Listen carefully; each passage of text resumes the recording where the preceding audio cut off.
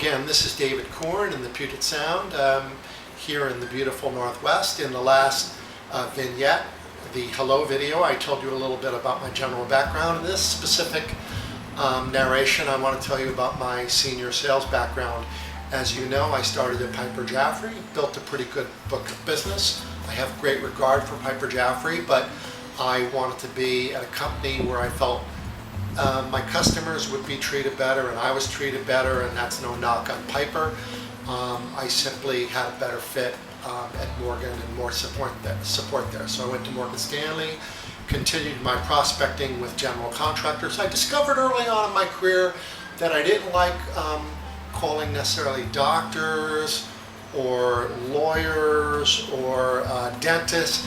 I want to underline I have great respect for the acumen and professionalism of those persons, but I found it bedevilingly hard to just reach them. You call, there's always a receptionist, they're in surgery, they're in a meeting, they're on a big plaintiff case or filing, pleading. So I called general contractors. The takeaway on that was I discovered that there were certain personality types that I did better with. Everyone in sales has people that they do better with, and it's important that we establish our core audience. Doesn't mean you don't sell to doctors or lawyers, but I had great success with general contractors and architects, actually. I gave up calling architects because I found that they were fickle and tended to want to really know all the information. General contractors were more like bam bam, I like it, I don't, call me, don't call me. Wonderful. Along with that, I made a second discovery, which was that you could call a Safeway store manager. And I don't want to name the firm. It was one of the major big three companies. They were not being called by their brokers, and I want to underline that I have great respect for this other firm, truly. But when people have maybe $90,000 or $80,000 instead of $300,000, they weren't being called by these people. So early on in my career, I worked with Safeway store managers, had great success.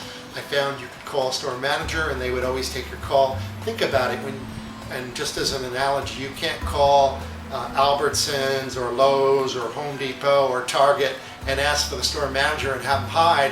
They are the last recourse for customer problems. So with that, I decided that I wanted to work with top auto rebuild companies, not your run-of-the-mill top 200. In a city like Seattle, there's probably 800, 500 auto rebuild companies at least.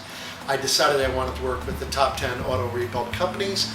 I didn't call them right away. I called the top auto dealers, reached the head of sales, Mr. Head of Sales at BMW, Lexus, Mercedes. I'm not a competitor in your business, but is there any chance you would mind please telling me who your top auto rebuild companies are?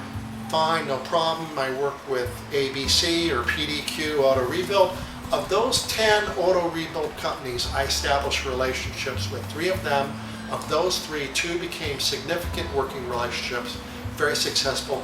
Of one of them, it was actually a person that I tried at a certain point to eliminate from my prospect list. There's something about, in Pareto's law, where you get 80% of your business with 20% of your customers. It's the same thing in prospecting. There comes a point when your pipeline is full, you have a big customer base. So when you spend that 20% of your time prospecting, you don't want to call someone who's annoyed by your call or doesn't want it.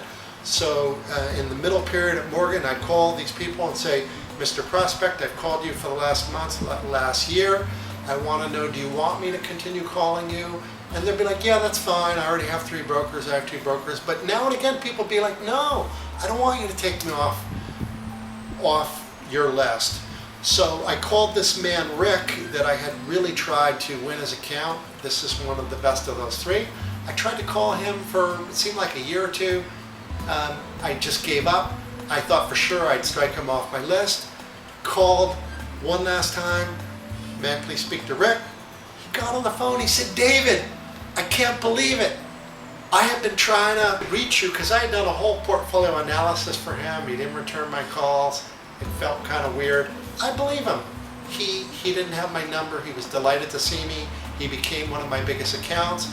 I did a whole estate analysis for him, cash flow, income statement, all those sort of things. Even had dinner with he and his lovely wife, and to me it really showed the value of spending part of your time planning your work rather than just dialing at random. And that's certainly what I would do for you. I would map the territory and strategically go for it.